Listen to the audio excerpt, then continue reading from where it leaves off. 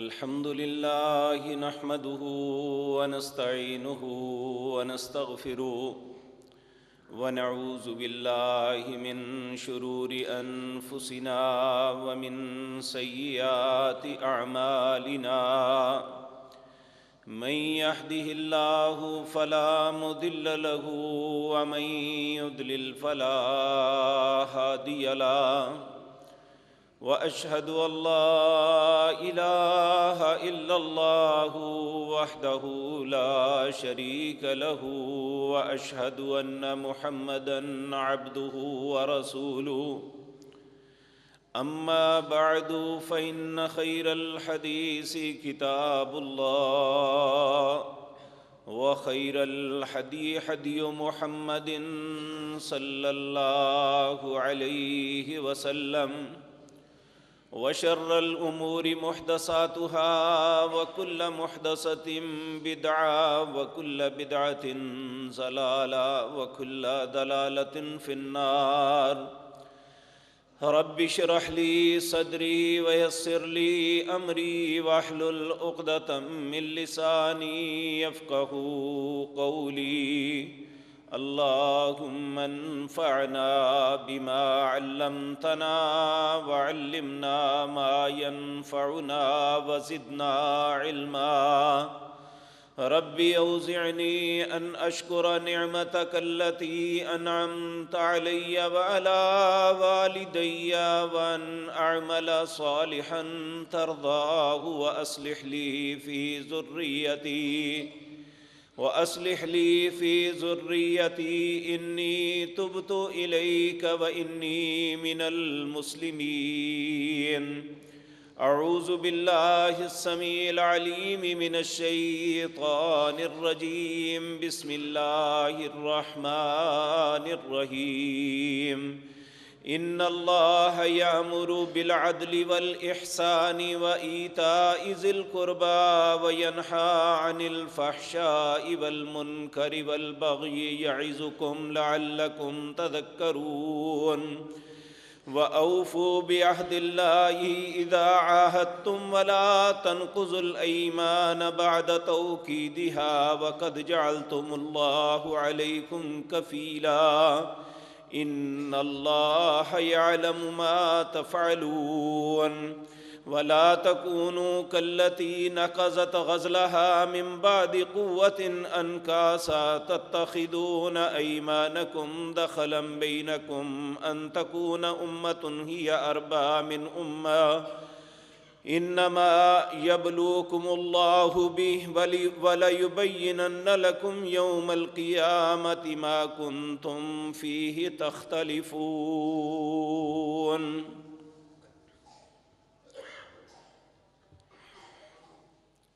حضرات محترم،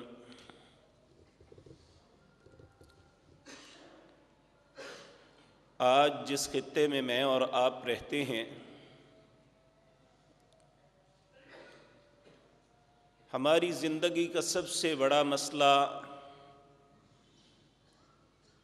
ایک نہیں بلکہ ہزاروں ہیں۔ کسی کا معاش کا مسئلہ ہے، کوئی امن و امان کے متعلق خوف زدہ ہے، کوئی انسان اپنے گھریلو حالات پہ پریشان ہے۔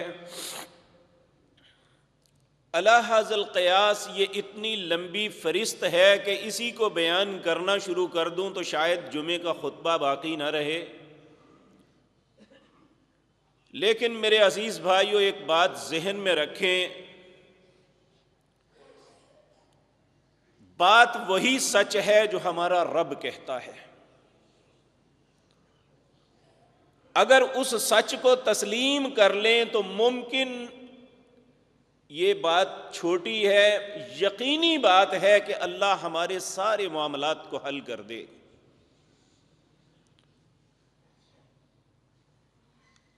ہم دنیا کے اندر مختلف خطوں کے، مختلف ممالک کے حدود کے اندر قید ہیں۔ دنیا میں 200 سے زیادہ ممالک ہیں جہاں حکومتیں قائم ہیں۔ لیکن ایک بات دیکھنے والی ہے کہ وہ کفر کی حکومت ہے یا اسلام کی. جس حکومت نے اپنا ماٹو ایک چیز کو بنایا ہے، ان کا نہ معاش تنگ ہے، نہ وہاں امن و امان کا مسئلہ ہے، نہ دنیا مشکلات کا شکار ہے. ہر بندہ اپنی جگہ پہ خوش ہے، چاہے ان کی اخلاقی حالت کتنی ہی بری کیوں نہیں. وہ ہے عدل و انصاف. اور اللہ نے اس پوری کائنات کا اکیلا مالک، اس نے بھی یہ بات کہی. سورۃ آل عمران کے اندر اللہ فرماتے ہیں شہید اللہ، اللہ اس بات کی شہادت دیتے ہیں انہ لا الہ الا ہو، کہ اللہ کی ذات کے علاوہ کوئی الہ نہیں، یعنی اس پوری کائنات کا مالک و خالق صرف اللہ ہے. وَأُولُو الْعِلْمِ قَائِمًا بِالْقِسْطِ وَالْمَلَائِكَةُ وَأُولُو الْعِلْمِ قَائِمًا بِالْقِسْطِ. اللہ کے علاوہ فرشتے اور صحیح علم والے لوگ بھی اس بات کی شہادت دیتے ہیں کہ یہ کائنات اگر قائم ہے تو انصاف کی وجہ سے قائم ہے. حالانکہ اللہ جیسی بھی چلانا چاہتے، اللہ رب العزت کے حکم کو کون ٹال سکتا ہے؟ اللہ کو نہ کسی فوج کی ضرورت ہے، نہ کسی فورسز کی، نہ کسی ایجنسی کی. انما امرہ اذا اراد شیئا ان یقول لہ کن فیکون. جب وہ کسی کام کا ارادہ کرتا ہے تو وہ کوئی مستری مزدور نہیں ڈھونڈتا، وہ فورسز کو نہیں آوازیں دیتا، وہ کسی کو بلا کے یہ نہیں کہتا کہ یہ کام پہ لگو، اور اس کے لیے کوئی پلاننگ نہیں ہوتی، بس اس کا حکم ہوتا ہے.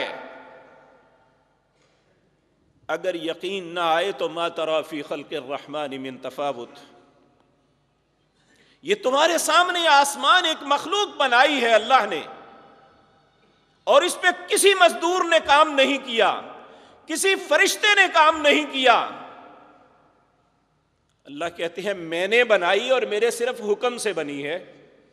انما امرہ اذا اراد شیئا ان یقول لہ کن فیکون.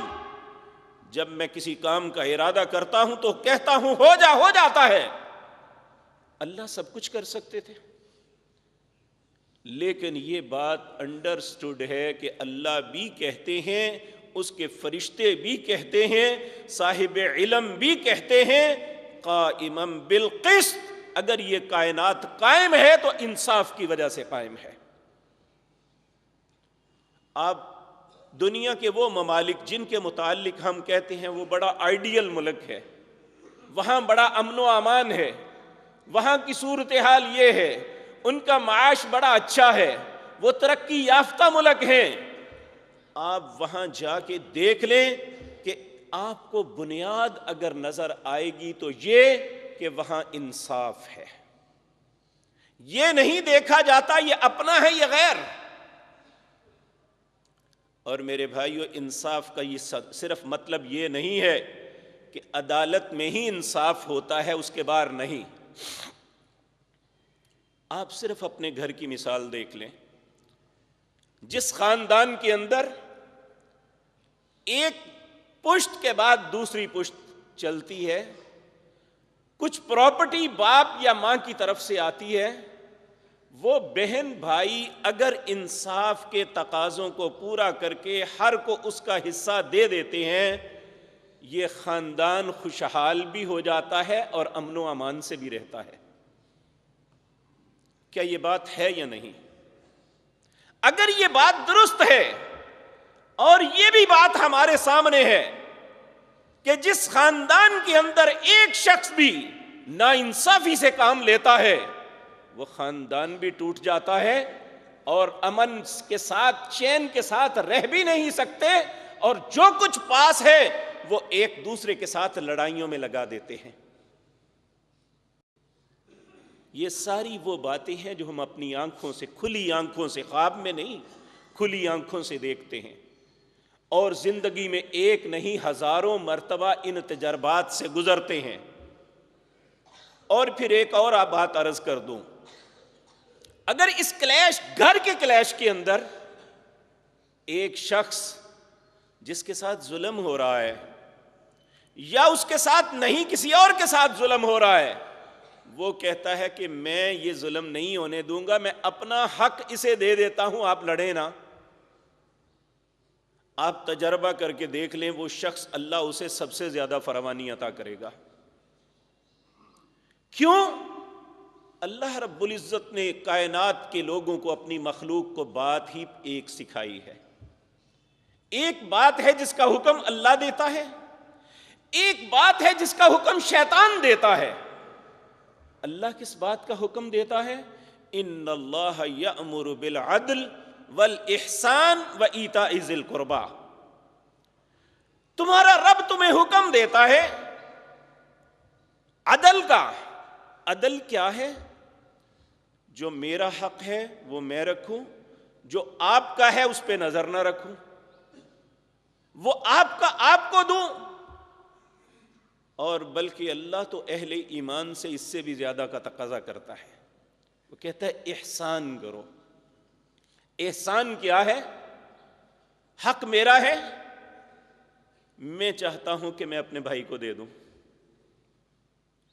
کہ میرا بھائی مجھ پہ ناراض نہ ہو۔ اگر یہ کیفیت مسلمانوں کے اندر بن جائے تو ان کے پاس دو نعمتیں ہوگی، ایک تو ایمان کی نعمت ہوگی اور دوسری عدل کی نعمت ہوگی۔ اگر ایک کافر مملکت، اگر ایک بد اخلاق لوگ، ایک بد کردار لوگ جنہیں اپنے باپ کے نام کا بھی پتہ نہیں ہوتا، اگر وہ عدل کی وجہ سے وہ معاشی طور پہ بہت مستحکم ہو سکتے ہیں، اگر وہ عدل کی بنیاد پہ اپنے معاشرے میں امن و امان سے رہ سکتے ہیں، تو تمہارے پاس تو اے امت مسلمہ ایمان کی دولت ہے۔ اگر دونوں نعمتیں تمہارے پاس آ جائیں گی تو تمہارے پاس کیا کچھ نہیں ہوگا۔ آج اس لائن پہ کوئی نہیں آتا کہ ہم عدل کر لیں، انصاف کے ترازو کو پکڑ لیں۔ اور یہ بات بھی یاد رکھیں، ہمیشہ یہ بات دنیا کی زبان پہ آتی ہے کہ فلاں حکمران مطلق العنان ہے، یعنی اس کی مملکت کے اندر اس کے اوپر کوئی نہیں اسے جو پوچھنے والا، نہ عدالت اسے بلا سکتی ہے، نہ جس طرح جمہوریت کے اندر ہوتا ہے پارلیمنٹ اس کا مواخذہ کر سکتی ہے کہ وہ ہولی سولی اپنے ملک کا حکمران ہے، اسے کوئی نہیں پوچھ سکتا، پھر وہ اس کے جو من میں آتا ہے کرتا ہے۔ لیکن ایک بات یاد رکھیں کہ بعض اوقات لوگ بپھر جائیں تو بڑے بڑے طاقتور کو بہا کے پھینک دیتے ہیں، لیکن اس کائنات کے اندر اللہ کی ذات سب سے بڑی اور مطلق العنان ہے، اور پوری کائنات کے لوگ بھی مل جائیں، صرف آج کے نہیں، جس دن سے یہ دنیا بنی جب تک یہ رہے گی، سارے انسان جمع ہو جائیں اور کوئی بھی کمزور نہ رہے، بلکہ انسان بھی کم ہے، جنات جو انسان سے زیادہ بڑی مخلوق ہے وہ بھی سارے مل جائیں اور سب کے سب مل کے اللہ کو تکلیف دینا چاہیں تو لن یضر اللہ شیئا، اللہ کہتے ہیں میرا کوئی کچھ نہیں بگاڑ سکتا۔ اس ساری بات کے باوجود یہ خصوصاً میری التجا ان سے ہے جو مختلف مناصب پہ بیٹھے ہوئے ہیں، وہ مختلف ایجنسیوں کے اندر اختیارات کے مالک ہیں، وہ مختلف اختیارات دے کے اللہ نے حکومتوں کے عہدوں پہ بٹھایا ہوا ہے، وہ یہ سمجھتے ہیں کہ قانون ہمارا رکھوالا ہے، ہم جس پہ جیسے چاہے ظلم کر لیں۔ اللہ رب العزت کی یہ بات کان کھول کے سن لو، اللہ کہتے ہیں یا عبادی، اے میرے بندو، انی حرمت الظلم علی نفسی، میں مطلق العنان ہونے کے باوجود اپنی ذات پہ ظلم کو حرام کیا ہوا ہے۔ اس لیے فلا تظالموا، تم بھی کبھی کسی پہ ظلم نہ کرنا۔ آج ہم دیکھتے ہیں جس کو بھی تھوڑا سا اختیار ملتا ہے وہ یہ سمجھ لیتا ہے کہ اب میرا کچھ استحقاق ہے، میں ایسا کر سکتا ہوں، مجھے قانون اجازت دیتا ہے۔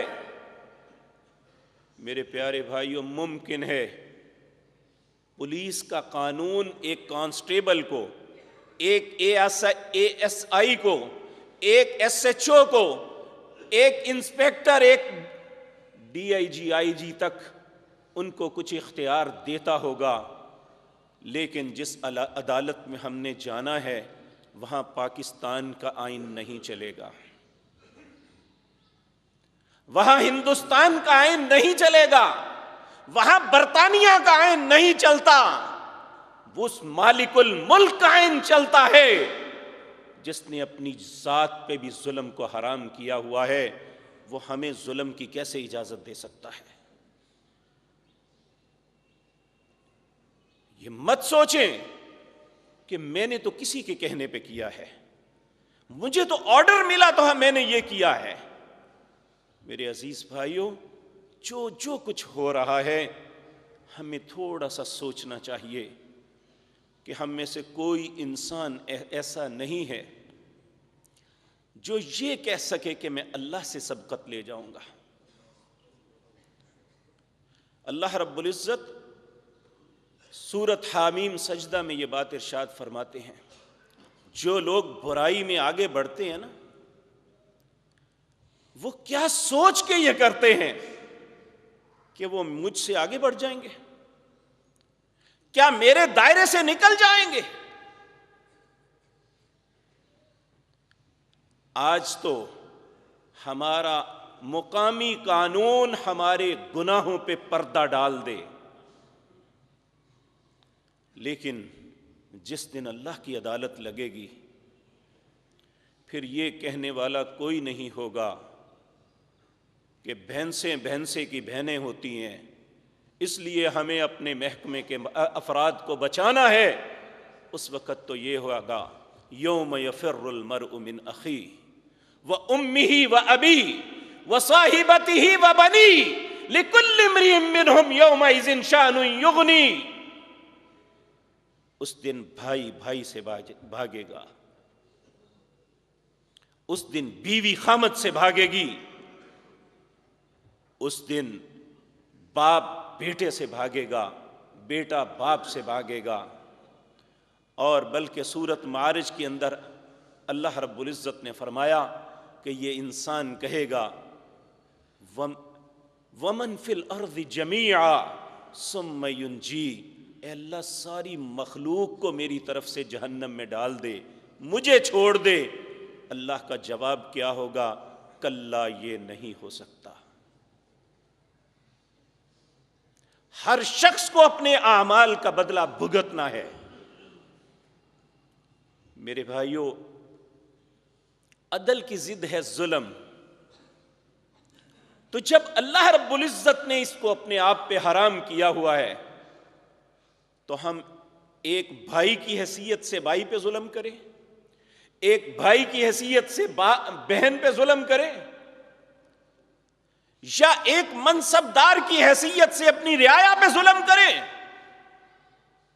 جب کہ کسی کو منصب عطا ہوتا ہے نا تو اس وقت وہ ایک ذمہ دار بنتا ہے، اور پہلے وہ صرف اپنی ذات کے متعلق مسئول تھا کہ اس کو اس کی ذات کے متعلق پوچھا جائے گا تم کیا کرتے رہے، لیکن جیسے اسے منصب ملتا ہے پھر سارے لوگوں کے متعلق اس سے سوال ہوگا، کلکم راعٍ وکلکم مسئول عن رعیتہ۔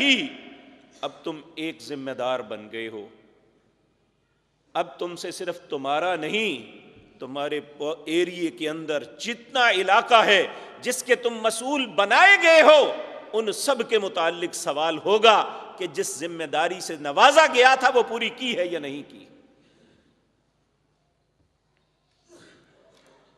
دیکھیں، باپ کو ذمہ داری اولاد کی ملتی ہے، ماں کو گھر کی ملتی ہے، اور یہ بات گھر کی ذمہ داری سے لے کر شہر کی ذمہ داری اور ملک کی ذمہ داری تک.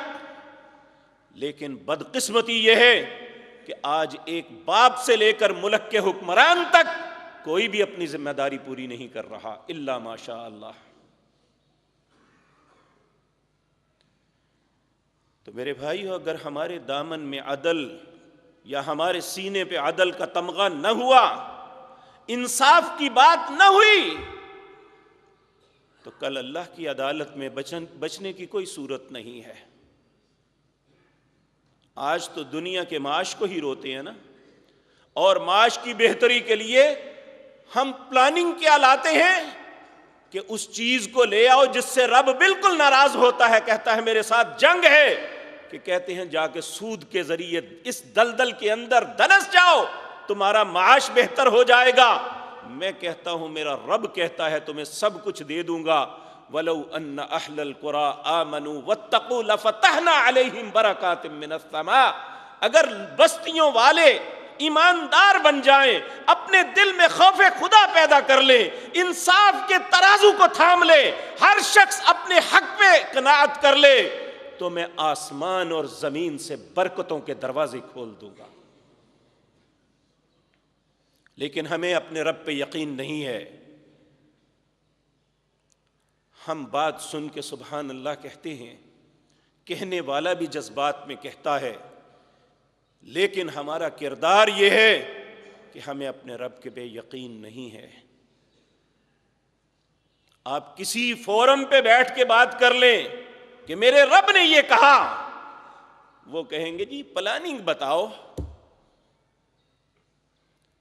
میرے بھائیو، ایک دانہ جب زمین پہ بوتے ہو اور وہ دانہ زمین کے اندر پھٹ جاتا ہے اور پھٹ کے وہاں سے ایک پودا نکلتا ہے، کیا دنیا کی کوئی سائنس بتا سکتی ہے کہ پھٹے ہوئے دانے سے پودا کون نکالتا ہے؟ وہ بتاتا ہے ان اللہ فالق الحب والنوا یخرج الحی من المیت. وہ اس مردے کے اندر جان ڈال کے ایک زندہ پودا پیدا کرتا ہے، اور صرف پیدا نہیں کرتا، وہ زمین کی سختیوں کو پھاڑ کے ایک نرم سا پودا باہر نکلتا ہے، اور پھر وہ ڈیولپ ہو کے ایک پودا بن کے اس کی ہر شاخ پہ ایک سٹا لگتا ہے. اللہ رب العزت نے کہا نا، خرچ کرنے والے کی مثال بیان کی، مثل الذین ينفقون اموالهم في سبيل الله كمثل حبة انبتت 7 سنابل في كل سنبلة 100 حبة والله يضاعف لمن يشاء. لوگوں اس مثال کو سامنے رکھو کہ کوئی شخص اللہ کے رستے میں خرچ کرتا ہے، اس کی مثال یہ ہے جس طرح ایک کاشتکار دانہ بوتا ہے. كمثل حبة انبتت 7 سنابل، اس ایک دانے سے پودا نکلتا ہے، اس پہ 7 ٹہنیاں آتی ہیں، اس پہ 7 بالیاں نکلتی ہیں، ہر بالی میں 100 دانہ ہوتا ہے. جو رب تمہیں ایک دانے سے 700 دانہ دے سکتا ہے، وہ رب تمہارے رزق پہ قادر نہیں، تمہاری معاش کو درست کرنے پہ قادر نہیں ہے؟ میرے بھائیو، اگر ہم ایک چھوٹی سی فیکٹری چلاتے ہیں، میں آپ کے پاس خریداری کے لیے آتا ہوں، آپ ایک چٹھا میرے سامنے رکھ دیتے ہیں کہ ہماری چیز، ہماری پروڈکٹ خریدنا ہے، آپ نے ہمارا گاہک بننا ہے، تو ہماری یہ شرائط ہیں. اگر آپ ان شرائط پہ پورا اترتے ہیں تو ہم آپ کے ساتھ ڈیل کرنے کے لیے تیار ہیں. کیا ایسا ہوتا نہیں ہے؟ ہم نے چھوٹا سا سودا کرنا ہو تو ہماری شرائط ہیں، تو اللہ نے کائنات ساری کو سب کچھ دینا ہے تو اس کی شرط کوئی نہیں. اس کی تو ایک شرط ماننے کے لیے میں اور آپ تیار نہیں ہیں. باتیں کرتے ہیں تو بہت بلند، اگر ہماری اسمبلی میں کسی کی تقریریں سنو تو لگتا ہے ایسا ہے جیسے ابھی اس پہ وحی اتری ہے، اور اس سے بہتر کوئی دنیا میں انسان ہے ہی نہیں جو لوگوں کی خیر خواہی کرنے والا ہو۔ لیکن اللہ نے قرآن میں پہلے بتا دیا تھا، اس لیے ہمیں کوئی شک نہیں ہے۔ اللہ فرماتے ہیں وَمِنَ النَّاسِ، لوگوں میں سے بہت سے لوگ ایسے دیکھو گے، مَن يُعْجِبُكَ قَوْلُهُ فِي الْحَيَاةِ الدُّنْيَا، دنیا کی زندگی میں ان کی باتیں بڑی خوبصورت لگیں گی تمہیں، وَيُشْهِدُ اللَّهَ عَلَى مَا فِي قَلْبِهِ، وہ اپنی بات کا یقین دلانے کے لیے قسمیں اٹھائیں گے، وَهُوَ أَلَدُّ الْخِصَامِ، حالانکہ وہ کمینے سب سے زیادہ جھگڑالو اور برے لوگ ہیں، وَإِذَا تَوَلَّى سَعَىٰ فِي الْأَرْضِ لِيُفْسِدَ فِيهَا وَيُهْلِكَ الْحَرْثَ وَالنَّسْلَ، جب وہ الگ ہوتے ہیں تو ان کی پلاننگ یہ ہوتی ہے کہ مال بناؤ اور کھاؤ، لوگوں کو برباد کیسے کرو۔ 70 سال ہو گئے ہمارے ساتھ یہی تماشا، اور آج تک یہی ہو رہا ہے۔ کبھی عدالت کے اونچے ایوانوں میں بیٹھ کے ہمارے ساتھ تماشے کرتے ہیں، اور جاتے ہوئے کہتے ہیں کہ میں انصاف کر کے آیا ہوں۔ کتنے مقتول ہیں جن کے بچے سسک رہے ہیں، جنہوں نے اپنے باپ کے بدلے کے لیے لوور کورٹ سے لے کر سپریم کورٹ تک اپنی پوری زندگی کی جائیدادیں ضائع کر دی، اور ان بے شرموں نے ایک قلم کے ساتھ انہیں بری لکھ دیا۔ کیا اس کا نام انصاف ہے؟ انصاف تو یہ تھا، اللہ اکبر، بنو مخزوم قبیلے کی ایک خاتون نے چوری کر لی،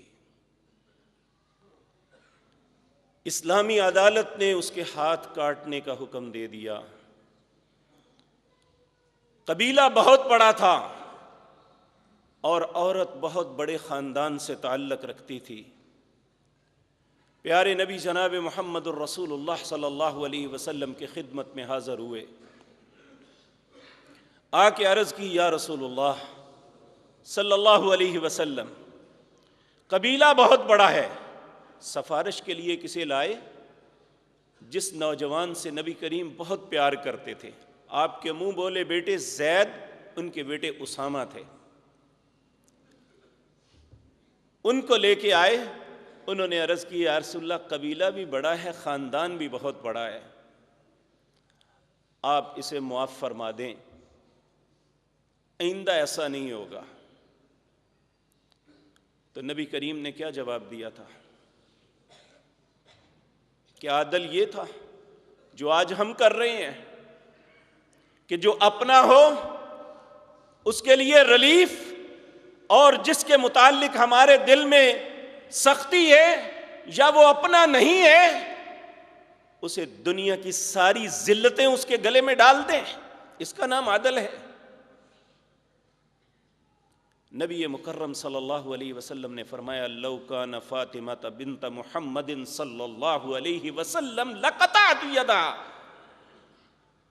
تم اس بنو مخزوم کے سردار کی بیٹی فاطمہ کے متعلق بات کرتے ہو، اگر محمد کی بیٹی فاطمہ بھی چوری کرتی تو میں اس کا بھی ہاتھ کٹ دیتا۔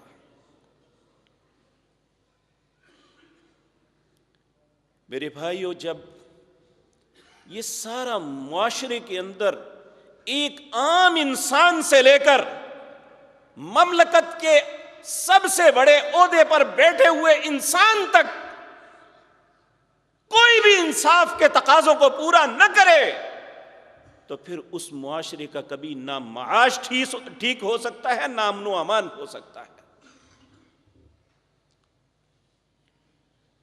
اس لیے ہمیں بھی یہ بات یاد رکھنی چاہیے، ہمارے بھی انصاف کے تقاضے یہ ہیں، جو ہمارا ہے اس کے متعلق بات ہو تو شور مچا دو، اگر وہ ہمارا نہیں ہے تو ساری دنیا کے الزام اس پہ لگا دو، یہ ہمارا انصاف ہے۔ چاہے ہم مذہبی جماعتوں میں بٹے ہوئے ہیں یا ہم سیاسی جماعتوں میں بٹے ہوئے ہیں، یہ وتیرہ بن چکا ہے من حیث القوم ہمارا۔ تو میرے عزیز بھائیوں، یہ بات یاد رکھیں، کچھ ایسے سانحے بھی ہوئے کہ جس نے مجھے مجبور کیا کہ میں پھر اس پہ بات کروں، حالانکہ چند جمعے پہلے میں اس پہ بات عرض کر چکا تھا کہ یہ سائی وال میں واقعہ ہوا، اور اس میں جس کو اب تک دہشت گرد قرار دیا جا رہا ہے وہ ایک نمازی، ایک پرہیزگار، ایک کاروبار کرنے والا نوجوان تھا۔ مجھے بتائیں کہ بعض اوقات شادیوں میں ویسے ہر بندے کے ہاتھ میں موبائل ہے، کوئی اگر تصویر کھینچ لیتا ہے کسی کے ساتھ کھڑے، کوئی بیٹھے جس کے ساتھ کوئی تعلق نہیں ہوتا، تو کیا تصویر کی بنیاد پہ کہا جا سکتا ہے چونکہ یہ فلاں کے ساتھ تصویر ہے اس لیے یہ دہشت گرد تھا؟ کیوں سوچ لیا ہے آپ نے کہ آپ کی وردی اگر آپ اس مملکت کا قانون تو بچا دے گا، لیکن اللہ کی عدالت میں آپ کو کون بچائے گا؟ کیا جواب دو گے اپنے مالک جب ان معصوم بچیوں نے جا کے اللہ کی عدالت میں جا کے کہا یا ربی، اے میرے رب، بِأَيِّ ذَنبٍ قُتِلَتْ، انہیں پوچھو ہمیں کیوں قتل کیا گیا؟ کیا جواب دو گے؟ اور سب لوگ تماشے کر رہے ہیں، سیاسی سکور کر رہے ہیں، بس اپنی سیاست سے غرض ہے اور کوئی نہیں۔ کتنے ہی قتل ہیں جن کی تحقیقات کے بعد پتہ چلتا ہے کہ یہ ناجائز ہوا، اور ہماری فورسز کرتی ہیں۔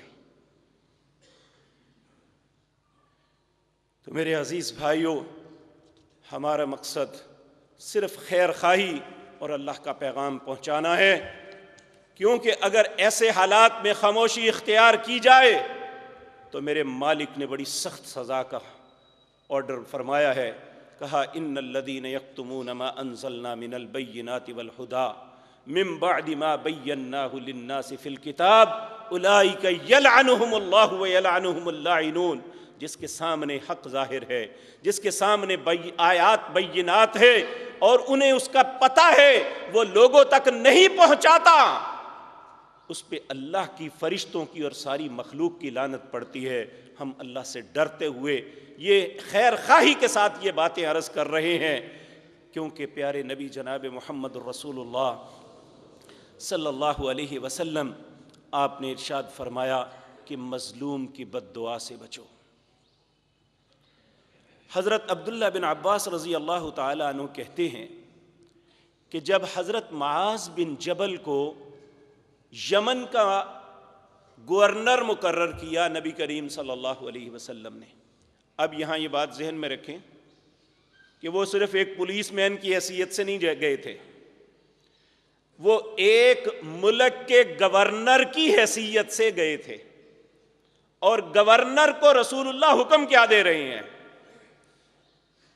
صحیح بخاری حدیث نمبر 2448، حضرت عبداللہ بن عباس کہتے ہیں ان النبی صلی اللہ علیہ وسلم، بے شک نبی صلی اللہ علیہ وسلم بعث معاذ الی یمن، حضرت معاذ کو یمن کی طرف بھیجا گورنر بنا کے، فقالا، آپ نے ارشاد فرمایا، نصیحت کی، اتقی دعوت المظلوم، اے معاذ مظلوم کی بد دعا سے بچنا۔ کیوں؟ فَإِنَّهَا لَيْسَ بَيْنَهَا وَبَيْنَ اللَّهِ حِجَابٌ، جب مظلوم آدمی چاہے وہ کافر کیوں نہ، ایک حدیث میں یہ لفظ آتے ہیں مظلوم کافر کیوں نہ ہو، تو جب مظلوم مسلمان ہو تو جب وہ بد دعا کرے گا، کہا اتقی دعوت المظلوم، کیونکہ جب وہ بد دعا کرتا ہے اس کے اور اللہ کے درمیان کوئی پردہ نہیں ہوتا، اور جب وہ اس کی دعا اللہ کی بارگاہ میں جاتی ہے تو اس کا رب اسی وقت جواب دیتا ہے، مجھے اپنی عزت اور جلال کی قسم ہے، میں ظالم سے بدلہ ضرور لوں گا، چاہے کچھ مہلت دینے کے بعد لوں، اس لیے اب تیرا کام نہیں، ظالم سے نپٹنا مالک کا کام ہے۔ تو یاد رکھیں یہ میں دکھ کے ساتھ بات کہنے لگا ہوں، لاہور ایک ایسا شہر ہے ہمارے پنجاب میں جہاں سب سے بڑے ہسپتال اور اچھے ڈاکٹر ہیں۔ میں اللہ کا واسطہ دے کے صرف عبرت کے لیے آپ ان ہسپتالوں میں لائنیں لگی ہوئی مریضوں کی دیکھ لیں، وہ کون لوگ ہیں۔ ان میں 99% ہمارے ریٹائرڈ بیوروکریٹ ہیں جو ذلیل ترین بیماریوں میں مبتلا ہیں، ساری زندگی کا ظلم دنیا میں نکل جاتا ہے۔ وہ سیاستدان ہیں، وہ حرام خور ہیں جنہوں نے لوگوں پہ ظلم کیا اور ان کی آہوں کو کوئی سن نہ سکا۔ وہ مظلوم اپنے بستروں میں چھپ چھپ کے اپنے آنسو بہا کے اپنے رب سے شکوہ کرتے رہے، اللہم الیک اشکو ضعف قوتی، اے اللہ میں تیرے سامنے اپنی بے سر و سامانی کا شکوہ کرتا ہوں۔ اس مظلوم کا شکوہ اس کائنات کے سب سے طاقتور حاکم کے سامنے ہوتا ہے، اور وہ اپنی عزت اور جلال کی قسم کھا کے کہتا ہے کہ میں اب ضرور سزا دوں گا۔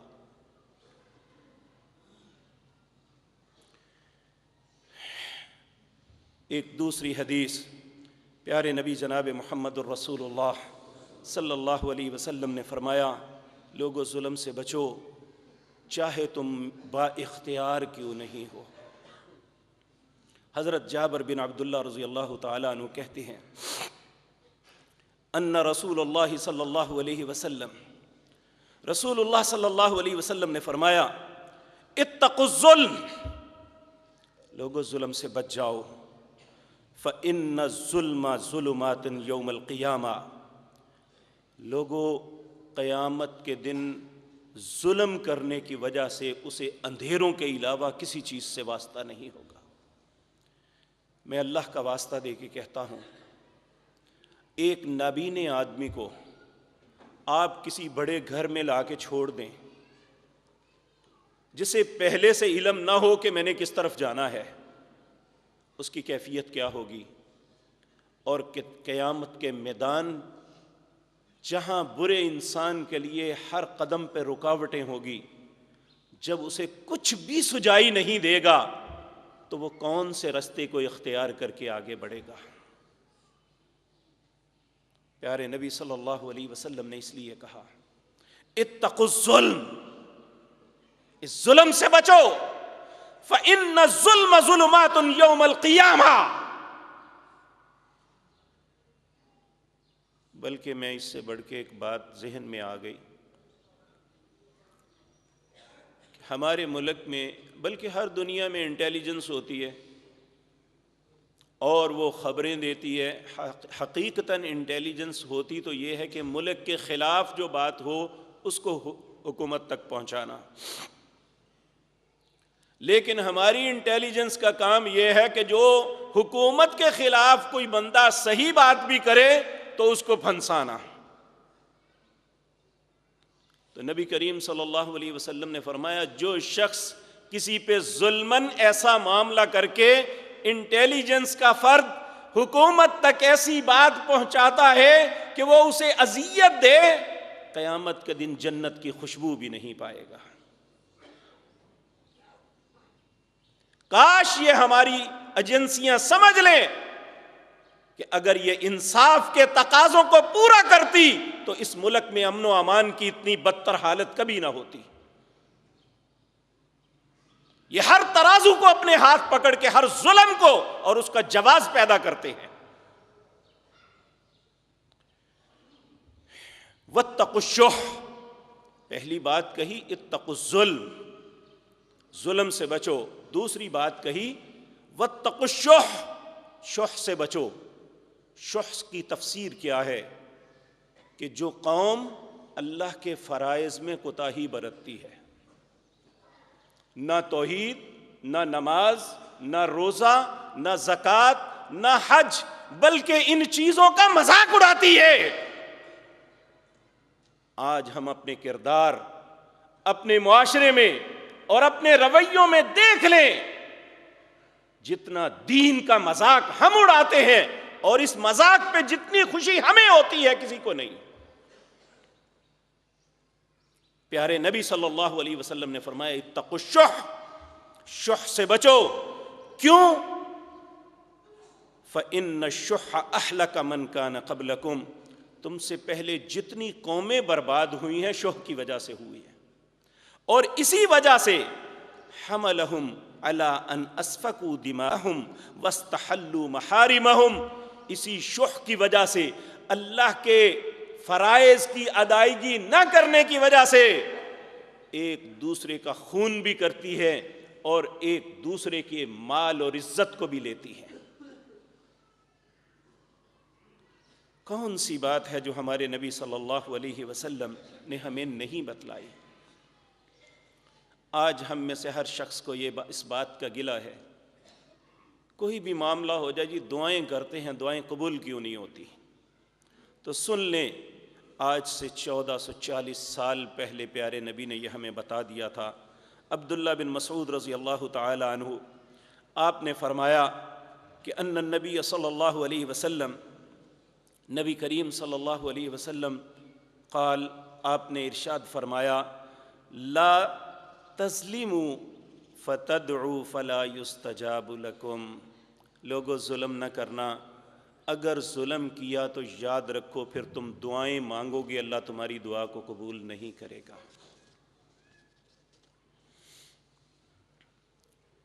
میرے بھائیو، اللہ اکبر، جیسے جیسے اس بات کی طرف سوچتا گیا کانپ جاتا ہے بندہ، اے اللہ ہمارا کیا بنے گا، ہم کن رستوں پہ چل رہے ہیں. نبی کریم صلی اللہ علیہ وسلم کی حدیث یہ انسان کو جھنجھوڑنے کے لیے بہت کافی ہے.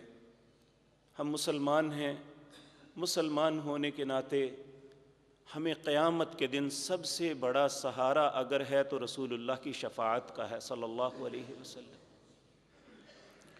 نبی کریم صلی اللہ علیہ وسلم خود فرماتے ہیں، طبرانی کبیر میں یہ روایت ہے، ابی امامہ رضی اللہ تعالیٰ عنہ کہتے ہیں رسول اللہ صلی اللہ علیہ وسلم نے فرمایا صنفان من امتی لن تنالہما شفاعتی، میری امت کے دو گروہ ایسے ہیں جن کو میری شفاعت کبھی نہیں ملے گی. ان میں کون ہے؟ نمبر 1، امام ظلوم، وہ منصبدار، وہ ایک کانسٹیبل سے لے کر وہ مملکت کا حکمران صدر تک کوئی بھی ہے، اگر وہ ظالم ہے تو سن لو، رسول اللہ صلی اللہ علیہ وسلم نے فرمایا میری شفاعت اس تک کبھی نہیں پہنچے گی. نمبر 2، وَكُلُّ غَالٍ مَارِقٍ، ہر غالی اور ملحد، غالی مولوی ہوتا ہے جو دین کے اندر غلو کرتا ہے، اپنے پاس سے باتیں ایڈ کرتا ہے. اگر کسی کے ذہن میں یہ ہو کہ یہ ڈرانے کے لیے کر رہا ہے، ایسا مولوی جو اپنے پاس سے بات کرے، رسول اللہ نے نہیں کہی، ہمارے دین کا حصہ نہیں ہے، رسول اللہ کی شفاعت اس مولوی کو نہیں ہوگی. اور ملحد وہ ہوتا ہے جو دین کو سمجھنے کے باوجود اس کا انکار کر دیتا ہے.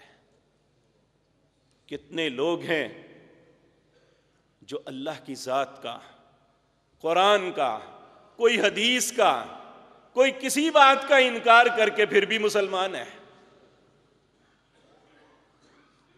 تو میرے عزیز بھائیوں، یہ بہت خوفناک بات ہے جو ہمارے سمجھنے کے لیے بڑی ضروری ہے کہ 2 گروہ ایسے ہیں میری امت کے امت مانا رسول اللہ نے، لیکن 2 غلطیوں کی وجہ سے نبی کریم صلی اللہ علیہ وسلم نے فرمایا میری شفاعت انہیں کبھی نہیں ملے گی. اے اللہ ایسی بدقسمتی سے ہم سب کو محفوظ رکھنا. میرے بھائیوں، یہ حدیث کئی مرتبہ آپ کے سامنے عرض کر چکا ہوں. یہ ایک بالغ بچے سے لے کر جو ایک معمولی گھر سے بھی ہو جائے اور مملکت کے سربراہ تک، اور خصوصاً میں اپنے پولیس والے بھائیوں سے التماس ضرور کروں گا کہ وہ اس معاملے میں ذرا اپنی زبان کو کنٹرول کر لیں، کیونکہ ان کی زبان کنٹرول میں نہیں ہے۔ گالی نکالتے وقت انہیں ہوش ہی نہیں رہتی کس کو کیا کہہ رہی ہیں۔ کل پرسوں سے ایک کلپ چل رہا ہے کہ کسی موٹر سائیکل سوار کو روکا تو اس نے وجہ پوچھی تو اسے مارنا شروع کر دیا، گندی گالیاں دی۔ اس کی بہن ساتھ تھی، اس نے پوچھا تو اتنی غلیظ اس عورت کو گالیاں دی کہ الیاذ باللہ۔ شاید میرے وہ بھائی سوچتے ہی نہیں کہ انہیں بھی مرنا ہے۔ نبی کریم صلی اللہ علیہ وسلم نے ایک دن صحابہ کی جماعت میں بیٹھے ہوئے پوچھا، اے میرے صحابہ مل مفلس، مفلس کون ہے؟ صحابہ رضوان اللہ علیہ مجمعین نے عرض کیا، یا رسول اللہ مفلس وہ ہے جس بندے کے پاس پیسہ نہ ہو۔ آپ نے فرمایا نہیں، میری امت کا مفلس وہ ہے جس کے پاس نمازیں بھی ہیں، جس کے پاس روزے بھی ہیں، حج بھی ہیں، بے شمار مال بھی خرچ کیا ہے، اور بھی بے شمار نیکیاں ہیں، قیامت کے دن اللہ کی بارگاہ میں آئے گا اور اپنے ذہن میں بڑا خوش ہوگا کہ میں نے بہت کچھ کیا، آج اللہ کی عدالت میں مجھے بدلہ ملے گا۔ اسی اثناء میں بہت سے لوگ آ کے اسے گھیر لیں گے، وہ اللہ سے التجا کریں گے، اے ہمارے مالک ہمیں بدلہ لے کے دے۔ کس بات کا؟ ایک کہے گا اس نے مجھے گالی نکالی تھی، ایک کہے گا اس نے مجھے مارا تھا ناجائز، اس نے میری زمین ہڑپ کی تھی، اس نے میرے ساتھ یہ زیادتی کی تھی، اس نے میری آبرو عزت کو پامال کیا تھا، اس نے قتل کیا تھا۔ جو جو اس نے زندگی میں ایک زبان سے نکلی ہوئی بات سے لے کر قتل تک جو جو جرائم کیے ہوں گے سارے اس کے بیان کیے جائیں گے۔ اللہ فرشتوں سے کہیں گے کہ بھائی جس کے ساتھ جتنی زیادتی ہوئی ہے اس کی نیکیاں ان میں تقسیم کر دو، جتنی زیادتی مظلوم کے ساتھ ہوئی ہوگی اس کی نیکیاں بانٹتے چلے جائیں گے۔ اب فرشتے کہیں گے اے مالک نیکیاں ختم ہو گئی، حقدار ابھی باقی ہیں، اب کیا کریں؟ اللہ کہیں گے مظلوموں کے گناہ اس کے سر پہ لاد کے اسے جہنم کا ایندھن بنا دو۔ کہا میری امت کا مفلس یہ ہے۔ تو مجھے بتاؤ جس کے پاس نہ نماز ہوگی، نہ روزہ ہوگا، نہ زکوٰۃ ہوگی، نہ حج ہوگی، زندگی میں سوائے ظلم کے کچھ نہیں ہوگا، اس کو تو کیا مظلوموں کے سارے گناہ اس پہ لاد کے جب جہنم میں پھینکا جائے گا تو اس کی سزا پھر کیا ہوگی؟ آج تو تھپڑ مار کے بھول گئے، کسی کی ماں بہن بیٹی کو گندی غلیظ گالی نکال کے خاموش ہو گئے، بھول گئے کہ میں نے کسی کو گالی نکالی تھی، لیکن تمہارا رب نہیں بھولتا۔ ما یلفظ من قول الا لدیہ رقیب عتید، جو بھی اپنی زبان سے نکالتے ہو ایک اللہ کی طرف سے رقیب ہے جو تمہاری باتوں کو قلم بند کر لیتا ہے۔ اگر تمہیں اس بات کی سمجھ نہ آئے تو ایک میموری کارڈ لے کے دیکھ لینا کہ اس میں زندگی کا کتنا ڈیٹا بند ہو جاتا ہے۔ اس لیے میرے عزیز بھائیو، اگر ہم چاہتے ہیں کہ ہمارے ملک میں امن قائم ہو، ہماری معیشت بہتر ہو جائے، تو مالک کو چاہیے مزدور پہ ظلم نہ کرے، مزدور کو چاہیے کہ مالک کے ساتھ بددیانتی نہ کرے، منصبدار کو چاہیے کہ وہ رعایا کے ساتھ ظلم نہ کرے، عدل و انصاف کا دامن پکڑ لو۔ صرف آیت لکھنے سے عدل نہیں ہوتا، عدالت کے بار ترازو لگا دینے سے عدل نہیں ہوتا، عدل فیصلوں میں ہوتا ہے کہ انسان بلا تخصیص ظالم کو اس کے ظلم کی سزا دے، مظلوم کی داد رسی کرے، تو اللہ ایسے معاشرے کو امن سے بھر دیتا ہے، اس کے معاش کو آسمان کی بلندیوں تک لے جاتا ہے۔ رسول اللہ نے جو مدینے کی ریاست بنائی تھی، عبد الرحمن بن عوف رضی اللہ تعالی عنہ جب مکہ سے نکلے تھے تو اہل مکہ نے سب کچھ چھین لیا تھا، اور جب یہاں آئے تھے تو ایک شخص نے کہا بھائی آدھا گھر میرا آدھا آپ کا، کہا اپنے پاس رکھو، مجھے بازار کا رستہ بتاؤ۔ گھی کا کام کیا۔ عبد الرحمن بن عوف جس دن فوت ہوئے تھے، ان کی 4 بیویوں کو 2 لاکھ دینار 8واں حصہ آیا تھا، یعنی 8 لاکھ دینار، 20 دینار 7.5 تولے سونا بنتا ہے۔ کتنی ان کی پراپرٹی تھی کہ 8واں حصہ 8 لاکھ دینار تھا۔ آج اربوں روپے بنتے ہیں، اور یہ سب کچھ اتنا معاش جب مدینے میں آئے تھے، اس دن ایک بوری لے کے بازار میں آئے تھے، کوئی اپنی ذاتی راس نہیں تھی، اللہ نے ساری برکتیں نازل فرمائی۔ تو میرے پیارے بھائیوں، جس رب نے یہ زمین بنائی، جس نے آسمان بنایا، جس نے ہم سب کو رزق دیا، جس نے ہمیں زمین پہ رہنے کی جگہ دی، ہم اس کی باتوں کو سچا تسلیم کر لیں، اس بنیاد کو مان لیں کہ عدل و انصاف سے ہی دنیا قائم ہے اور قائم رہ سکتی ہے۔ ہمارے ملک کے قائم رہنے کے لیے ضروری ہے کہ نیچے سے لے کر اوپر تک ہر شخص اپنا فرض سمجھ لے کہ جب میری باری آئے تو میں نے انشاءاللہ عدل کرنا ہے۔